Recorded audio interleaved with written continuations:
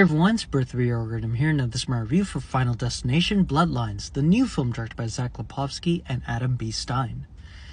Now, I was doing a marathon of the Final Destination films before watching this movie. I actually skipped on Final Destination 5 before watching this movie, so I've only watched the first 4.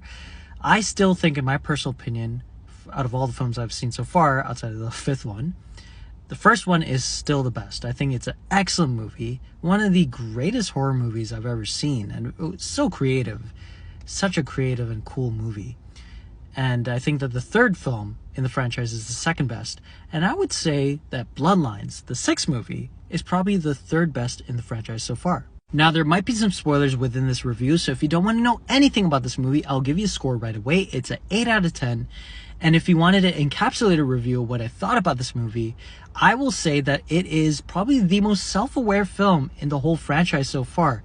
If you're a big Final Destination fan, you will definitely love this movie. It is very entertaining, highly paced once the deaths and the premonitions start going on, and has one of the most beautiful, one of the most poignant and meaningful send-offs I've ever seen for an actor or a character in a film franchise in terms of Tony Todd. So yeah, 8 out of 10. And if you don't want to know anything else about this film, stop this review right now, because here are some spoilers with the review in 3, 2, and 1. So right off the bat, like I said before, there is a meaningful and beautiful and poignant send-off for Tony Todd in this film. He is a horror movie icon. If you've never seen any of the films he's done before, go watch Candyman, the original. Go watch all the cameos that he's had in the Final Destination films. He has an iconic voice, iconic aura, and he's just a great, performer in terms of horror movies in general. And his character here actually has some depth in terms of the connection between one of the other characters in this film. And he's actually intertwined with this universe in a certain way. I don't want to give away the twist, because I feel like it'll be more meaningful once you see it in this film.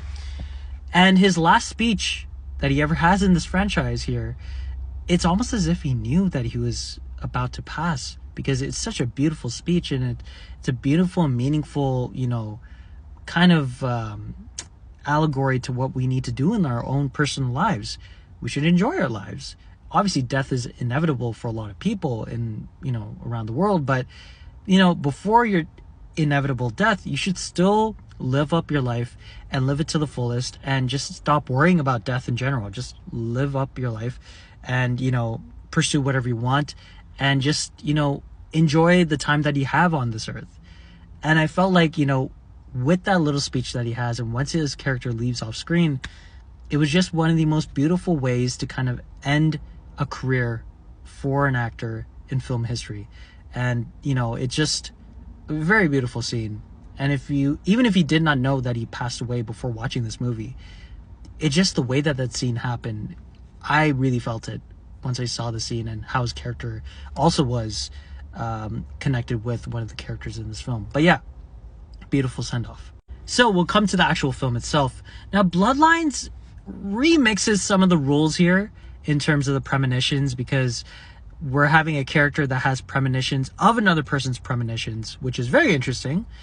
And also, there is almost this conspiracy theory, charting map that they have in the film, which connects with, the people that survived this tragic incident, or actually what could have been a tragic incident in this film, and how all these people are dying because, if you cheat death does not like that. Death is going to come at you with full, and brute force. And I felt like what this film really did a good job of is showing you, again, on an extreme level, how if you cheat death is not going to take it lightly. And the first and last set pieces in this film are very extravagant, very over the top, but done in a really grand and really cool way. The CGI is a little bit distracting, to be honest with you, but I felt like outside of those 2 set pieces in the bookend and start off this film, the other death scenes in this film are very creative, very over the top, violent as usual whenever you watch the Final Destination films.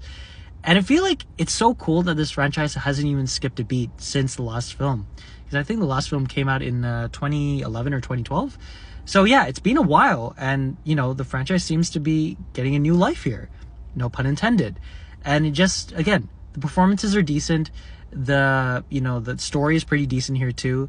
It's just fun and entertaining and very thrilling, and has all the horror elements that all the franchise lovers would have while watching a Final Destination film. The weirdest thing though is that I wouldn't compare this movie to another Final Destination film. In fact, I compare it to 2018's Halloween, the Legacy sequel that came out in 2018, which I really enjoyed.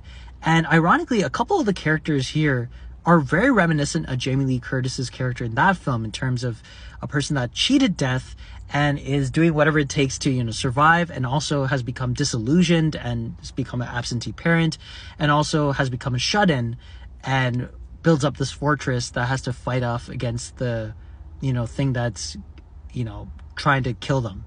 In that film, it's obviously Michael Myers. Here, it's death itself. It was very interesting how much connections I had towards that movie while watching this film.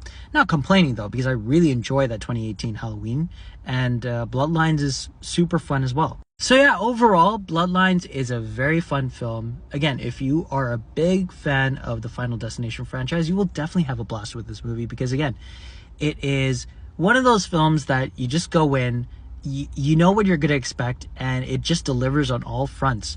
Again, I wouldn't say it's better than the original, because I still think that the original is a perfect horror movie, in my personal opinion.